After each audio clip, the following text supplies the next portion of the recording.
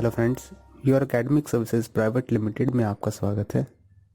Rough memory की तरह प्रयोग की जाती है कंप्यूटर में, जिसमें वो सभी इंस्ट्रक्शंस और एड्रेसेस को स्टोर करता है और तब तक उनका प्रयोग करता रहता है जब तक कंप्यूटर को पावर मिलती रहती है।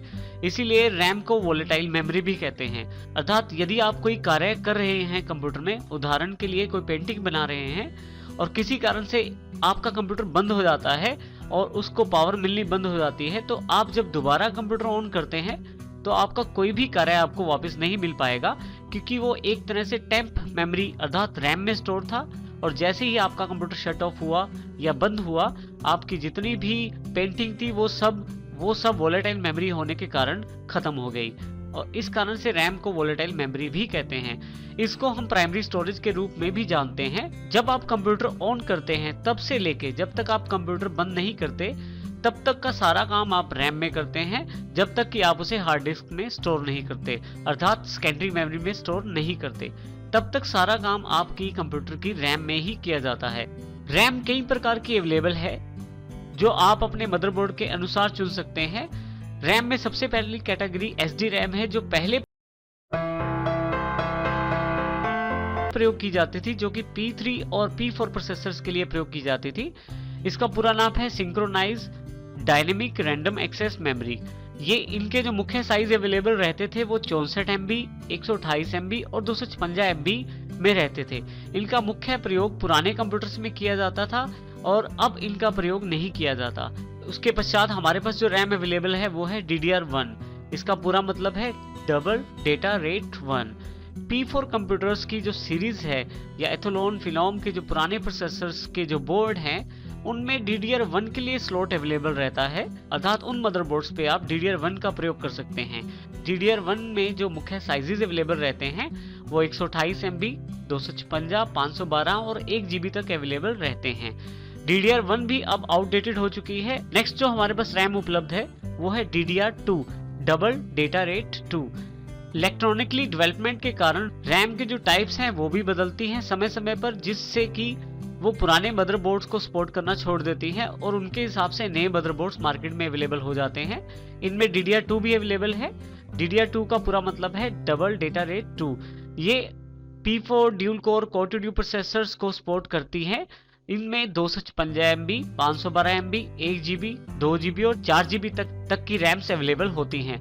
परंतु जो लेटेस्ट रैम अवेलेबल है मार्केट में वो है DDR3 double data rate 3।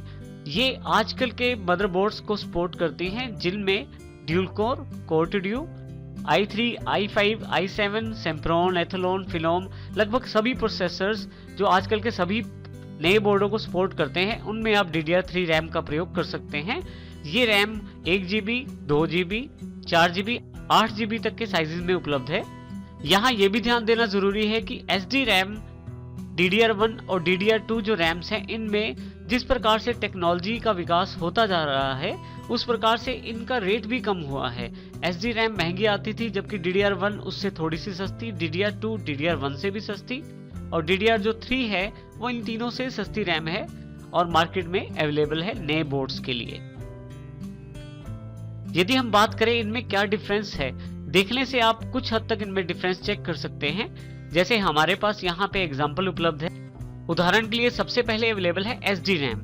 SD RAM में यदि आप यहाँ ध्यान दें तो यहाँ पे 2 कट अवेलेबल हैं। जो भी SD रैम के बोर्ड सपोर्ट करते थे उनमें भी 2 कट्स अवेलेबल रहते थे और इस रैम को उन मदरबोर्ड्स में लगा सकते हैं। इनकी सबसे बड़ी विशेषता है कि इनमें 2 कट होते हैं और उनकी जो चिप साइज होता है वो भी बड़ा होता है। इसी तरह से नेक्स्ट कैटेगरी की जो रैम है वो DDR1 रैम है। इनमें भी यदि आप देखें तो चिप का साइज बड़ा है, परंतु इसमें एक ही कट है और ये कट ये जानकारी देता है कि ये DDR1 रैम है। DDR1 रैम देखिए SD रैम से बिल्कुल भिन्न है, क्योंकि SD रैम में 2 कट अवेलेबल है परंतु DDR1 में केवल एक ही कट अवेलेबल है।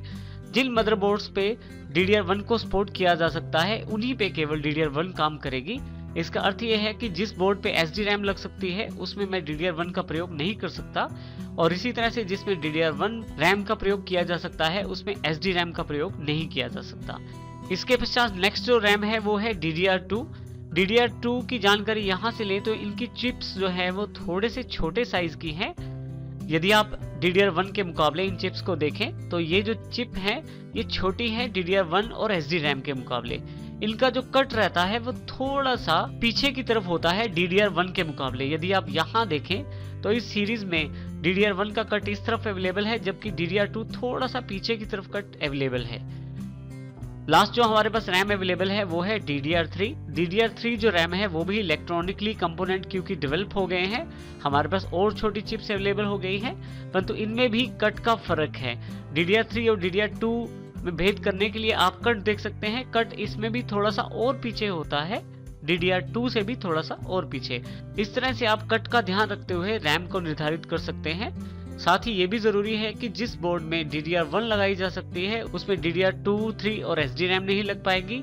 इसी तरह से DDR3 वाले बोर्ड में आप DDR2, DDR1 और SDRAM नहीं लगा पाएंगे।